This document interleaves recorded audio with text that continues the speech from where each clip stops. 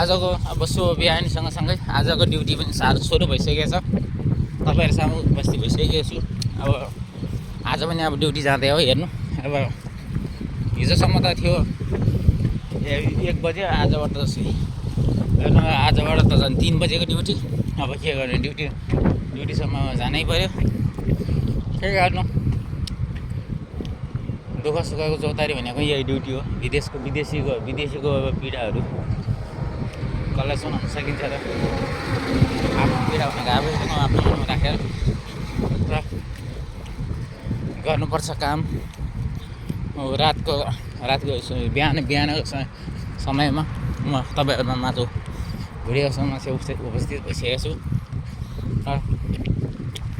मेरो च्यानललाई सकेसम्म सेयर र सब्सक्राइब गरिदिनु होला। हाम्रो च्यानललाई पनि माथि जानको लागि धेरै हरपट सपोर्ट गर्नु होला। यस्तै आज विदेशमा बस्दा मान्छेहरूले भन्छ सजिलो छ। के को सजिलो त के हुनु र,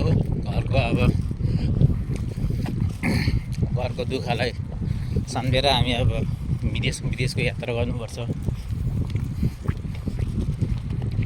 के गर्नु, जिन्दगी यस्तै छ। परदेशी जिन्दगी हो। जिन्दगी जिउनलाई धेरै नै सङ्घर्ष गर्नुपर्छ साथीहरू। ड्युटीको विषयमा त तपाईँहरूलाई भनिराखेको। ड्युटी भनेको हरेक पल हरेक क्षण कुन टाइममा हुन्छ भनेको थाहै हुन्न। ड्युटी भनेको अब कहिले रातिको समय, कहिले दिउँसोको समय। ड्युटी भनेको गरिरहनुपर्छ। ड्युटी गएन भने पनि भनिन्छ तिम्रो स्यालेरी कटिन्छ। के गर्ने, त्यो भनेपछि आफैले बुझेर आफैले विचार गरेर गर्नुपर्छ। हेर्नु बिहानीको समय 2:30 भइसकेको छ। मेरो ड्युटी 3 बजेबाट सुरु हो।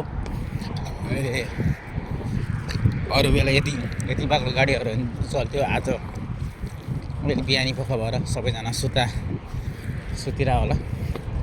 त्यही भएर कम गाडीहरू चलिरहेछ। कम गाडी सँगसँगै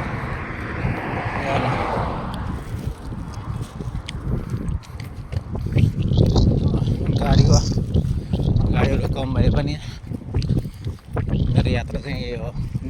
ड्युटीमा चलिरहेछ। यो अगाडिको लुलु मार्केट, यता हो कफी सप। हामीले काम गर्ने अलिकति परै छ। काम त गर्नै पर्छ। जिन्दगी हो। जिन्दगीमा काम गरेन भने कहिले गरिन्छ र।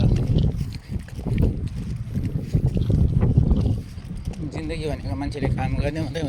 काम गर्ने जिन्दगी मात्रै होइन, आफूले सङ्घर्ष गर्ने जिन्दगी पनि हो। हस् त ल।